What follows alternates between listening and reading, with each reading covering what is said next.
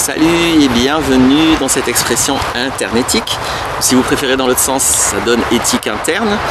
C'est une vidéo de Que visent nos relations TV et je vais la mettre sur mon site être-humain.net.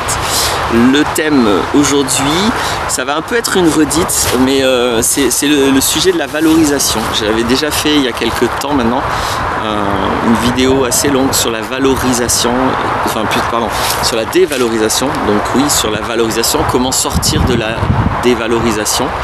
Et je l'avais abordé par la notion des consciences d'avoir, conscience de faire et conscience d'être. Et je sais pas, c'est peut-être un peu complexe d'aborder les choses comme ça, c'était un peu dense peut-être. Donc là il m'est venu une autre façon de l'aborder qui dit la même chose en fait. Donc si vous avez très bien compris cette vidéo, celle-ci ne vous servira à rien. Si par contre cette vidéo, soit vous ne l'avez pas vue, soit vous ne l'avez pas très bien comprise, peut-être que cette vidéo va avoir une utilité. Ça va être assez court parce que l'idée c'est de comprendre en fait le moteur de la dévalorisation. Si je comprends intégralement le moteur de la dévalorisation, eh bien je vais pouvoir sortir de ça. Je ne vais pas redécrire ce que c'est la dévalorisation parce que ça je l'ai fait dans l'autre vidéo. Vous pouvez aller voir au moins le début de l'autre vidéo si vous avez ce besoin. Et donc je viens de faire une vidéo sur le besoin, donc là en disant le mot besoin ça me tilte. Non, vous ne pouvez pas avoir ce besoin, mais si vous avez cette envie vous pouvez, ou cette volonté, vous pouvez aller voir l'autre vidéo. Donc le moteur de la valorisation en fait c'est le fait de vouloir s'intéresser aux résultats de quoi que ce soit. Si je me sens dévalorisé, c'est parce que moi finalement ce qui me motive c'est le résultat des choses. C'est pas que je veux vraiment apprendre à chanter, mais je vois bien les autres ils chantent et ils ont du succès, ils sont populaires, ils ont de l'argent, je ne sais quoi. Et moi c'est ça qui m'intéresse. Et donc si je suis intéressé à ça, forcément je vais être beaucoup moins pertinent, efficace à construire ça et je vais me dévaloriser parce que ça va tout simplement pas fonctionner facilement en tout cas. Et j'observe très clairement que les gens qui soi-disant sont valorisés, mais eux ne se posent pas la question, sont des gens qui sont très motivés, non pas au résultat des choses, mais au chemin, à la chose elle-même.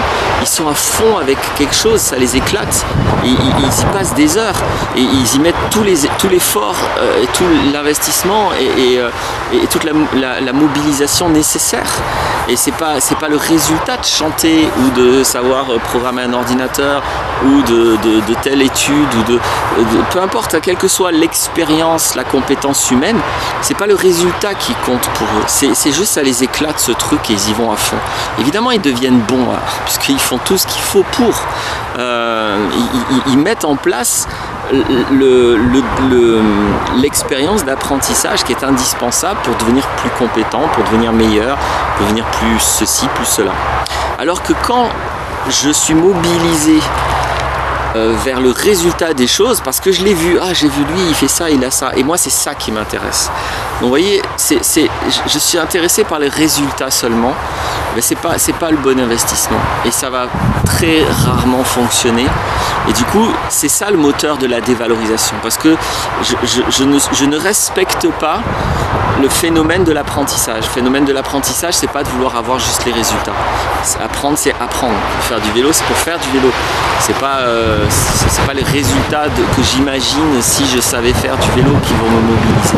Et donc j'observe vraiment que très souvent les personnes dévalorisées, c'est des personnes qui ont du mal à faire les efforts nécessaires, parce qu'après tout, c'est pas ça qui les éclate.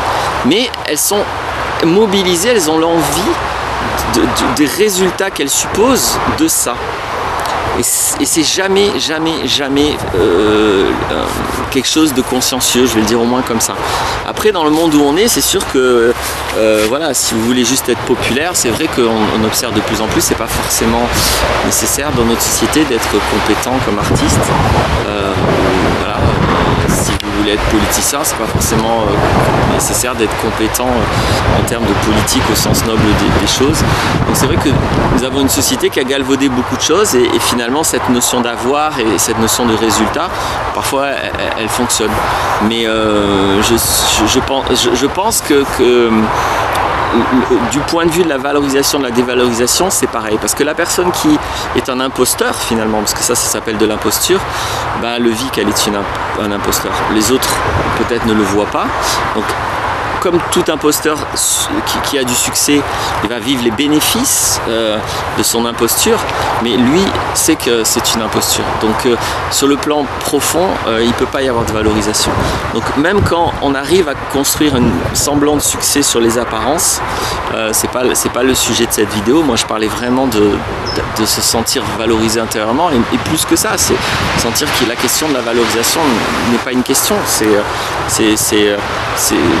Encore une fois, la personne dite valorisée, elle n'est pas valorisée, elle est fonctionnelle, elle est libre, elle est épanouie, elle est heureuse, point. Elle est sereine, elle est fonctionnelle, adaptable, elle crée, elle est créatrice. Voilà, elle est surtout créatrice. Donc voilà, simplement, c'est un raccourci de tout ce que j'ai dit dans l'autre vidéo.